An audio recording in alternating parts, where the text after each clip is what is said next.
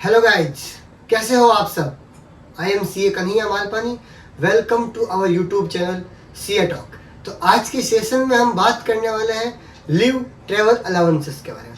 Sir, ये leave travel allowances होता क्या है, इसका क्या एग्जेम्पशन है, इसका क्या ट्रीटमेंट होएगा हम जब इनकम टैक्स रिटर्न फाइल करेंगे उसके लिए, वो सब की चर्चा आज हम इस वीडियो में करने वाले हैं। इसीलिए सब वीडियो को एंड तक देखें, कोई भी वीडियो का टॉपिक मिस नहीं होना चाहिए, बिकॉज बहुत ही इंटरेस्टिंग वीडियो है। अगर एक भी चीज़ आपने स्किप कर दी तो मे भी ये आपके लिए फाइनेंशियल लॉस भी हो सकता है। तो शुरुआत करते हैं। सबसे पहले जानते हैं कि लीव ट्रेवल अलाउंसेस होता क्या है।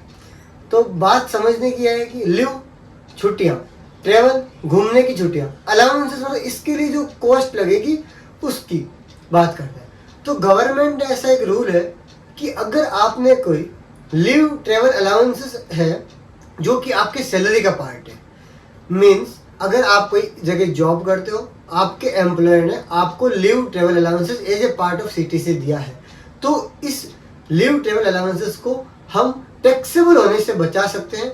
इसके कुछ रूल्स है, इसके कुछ कंडीशंस है, वो हम सब इसमें डिटेल में पढ़ने वाले हैं। बेसिकली ये वीडियो है सैलरीड पर्सन के लिए जो छुट्टियां भी लेते हैं और घूमने भी जाते हैं बट उसका टैक्स बेनिफिट नहीं ले पाते हैं, उन सब के लिए। तो चलिए शुरुआत करते हैं इस वीडियो की। तो सबसे पहले अंडरस्टैंड करते हैं कि लीव ट्रेवल अलाउंसेस का मतलब क्या होता है। लीव ट्रेवल अलाउंसेस का बेसिकली मतलब होता है कि यह आपके एक सैलरी का ही पार्ट होता है जो कि एम्प्लॉयर के द्वारा ईच एंड एवरी एम्प्लॉय को दिया जाता है, ताकि वो जब छुट्टियां लें और घूमने के लिए प्लान करें तो उनको कोई तरह का टैक्स बेनिफिट मिल सके। चलिए सर, इसका कोई अदर नाम है क्या? इसको लीव ट्रेवल कंसेशन भी बोला जाता है। जी हाँ।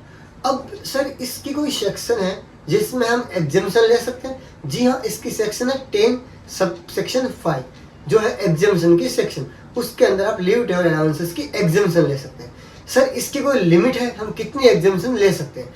अगर समझिए आप कोई अपना एम्प्लॉयर आपको as a CTC of salary आपको देता है 50,000 रुपया लीव ट्रेवल अलाउंसेस के लिए। ये 50,000 रुपये के हर जब घूमने जाएंगे तो उसकी एग्जेम्पशन क्लेम कर सकते हैं। इसका एग्जेम्पशन अमाउंट कितना होगा?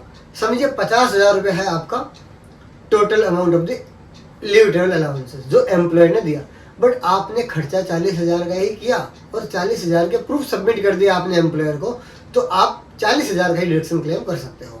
सो 10,000 रुपये फिर क्या होगा? वो टैक्सेबल हो जाएगा। जी आपके समझ में आया इतनी बात? सर जी, ये लीव ट्रेवल अलाउंसेस क्या हम हर साल घूमने जाएंगे उनकी ही जो भी खर्चे लगेंगे उसको हम क्लेम कर सकते हैं? जी हाँ, ऐसा नहीं है। अगर आपको एलटीए मिलता है as a part of salary तो आप गवर्नमेंट ने एक ब्लॉक डिसाइड किया है जो अभी करंटली ब्लॉक चल रहा है, वो चल रहा है 2022 से 25 का। तो ये 4 साल का एक ब्लॉक होता है। ये 4 साल के ब्लॉक में आप 2 बार एलटीए क्लेम कर सकते हो। ओके सर, समझा। मतलब हम 4 साल अगर घूमने गए चारों बार तो हमें 2 बार तो एलटीए का टैक्स देना ही पड़ेगा। जी हाँ, देना ही पड़ेगा। तो ओनली 2 बार ही हम क्लेम कर सकते हैं। जी हाँ, ओनली 2 बार ही आप एलटीए एग्जेम्पशन क्लेम कर सकते हो। वो भी कितना? जितना एलटीए रिसीव हो रहा है और जो आपका एक्चुअल एक्सपेंसेस है उसमें से विच एवर इज लोअर की कंडीशन है। ओके, समझ गए? ठीक है सर, एकदम अच्छे से समझ गए। आगे बात करते हैं। सर, क्या मैं अगर फॉरेन टूर करके आऊँ मेरे को एलटीए की एग्जेम्पशन मिल जाएगी? जी हाँ, नहीं। गवर्नमेंट क्यों चाहेगी कि हमारे इंडिया का पैसा फॉरेन में जाए? गवर्नमेंट तो ये चाहेगी कि इंडिया का एम्प्लॉय है इंडिया में ही खर्चा करे तो कुछ बात बने, ताकि हमारे इंडिया के जो भी शॉपकीपर्स है, जो ट्रेवल एजेंट्स है, उनकी इनकम हो जाए। तो इसलिए अगर आप इंडिया में घूमने जाओगे तो उसी का ही आपको टैक्स बेनिफिट मिलने वाला है एलटीए एग्जेम्पशन के लिए। आप दुबई जाओ, लंदन जाओ, कहीं भी जाओ, कोई तरह का एग्जेम्पशन नहीं है। इसीलिए बेटर है आप इंडिया में घूमो, टैक्स की प्लानिंग करो। हाँ, 2 साल आप फॉरेन घूम के, वो 4 साल का ब्लॉक पीरियड है, 2 साल इंडिया में घूमो तो 2 साल इंडिया में एलटीए एग्जेम्पशन लो। जब एलटीए एग्जेम्पशन नहीं मिलेगी तो फॉरेन घूम के आ जाओ। समझ गए बात? यस सर, समझ गए। चलिए आगे शुरुआत करते हैं। अब बात करते हैं कि सर इसके अंदर ट्रेवलिंग की कॉस्ट के साथ साथ और क्या क्या मिलेगा। वर्ड तो सर लग रहा है लीव ट्रेवल, तो मतलब ट्रेवलिंग कॉस्ट ही अलाउ होनी चाहिए, इसके अलावा तो नहीं होना चाहिए। जी हाँ, आपने सही समझा। आपको ओनली और ओनली ट्रेवलिंग की कॉस्ट ही अलाउ होगी। सर, मैं होटल में रुका, मेरे को लोकल ट्रांसपोर्टेशन के लिए रिक्शा वगैरह करना पड़ा, उसका क्या होएगा? कोई भी तरह का अलाउंसेस नहीं है उसके लिए।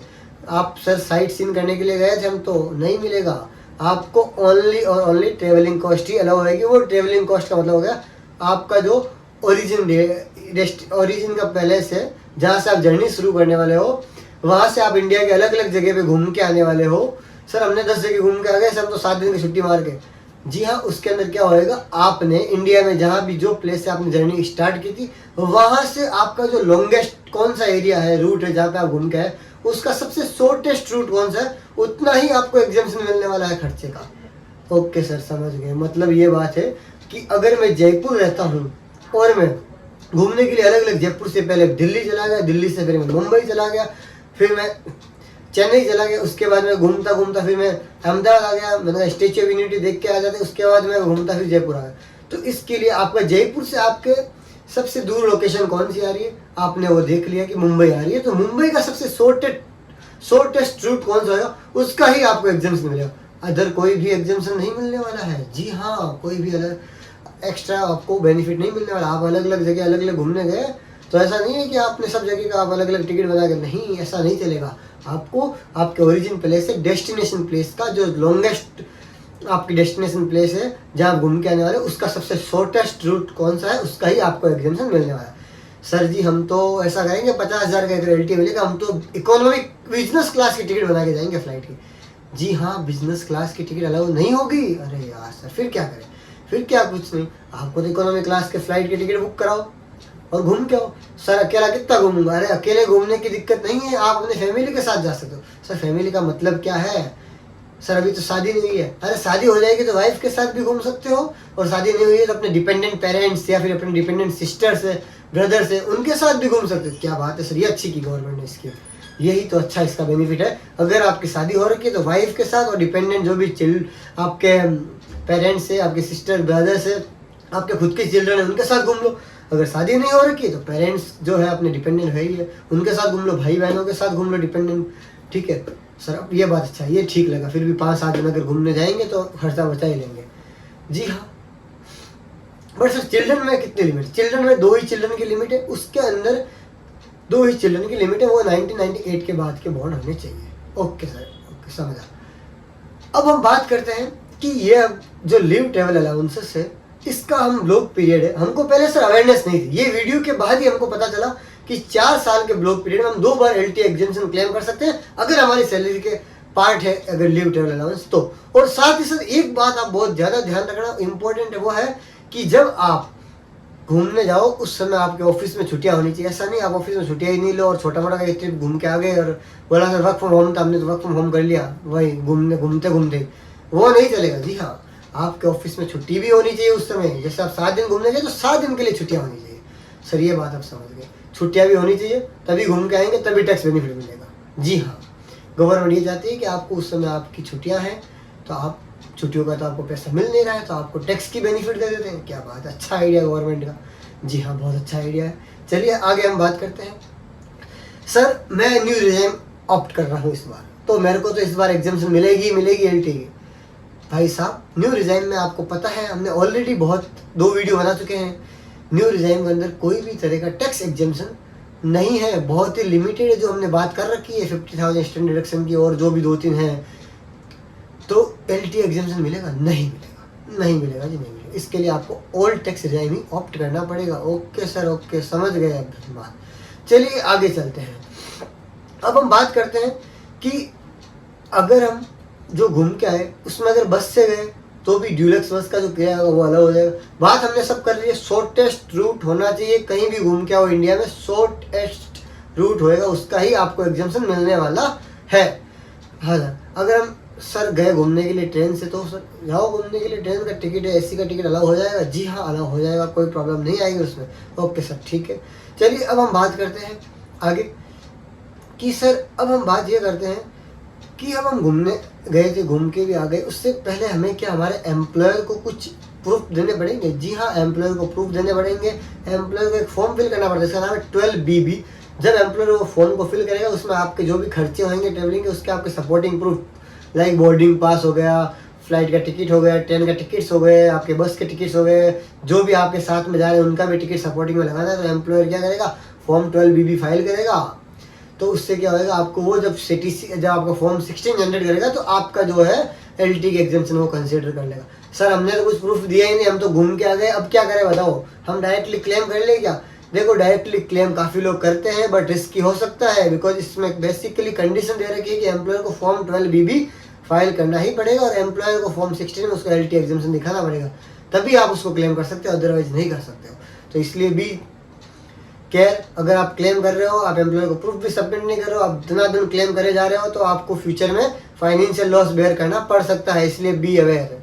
चलिए सर, अब हम बात करते हैं कि अगर मेरे को पहले अवेयरनेस नहीं थी, मेरे को पता ही नहीं था घूमने जाते उसका भी कुछ टैक्स एग्जाम्पशन मिलता है, बट सर अगर मैंने समझो कि लास्ट जो गया था ब्लॉक पीरियड उसके अंदर मैंने नहीं लिया था, तो अब ले सकता हूँ क्या?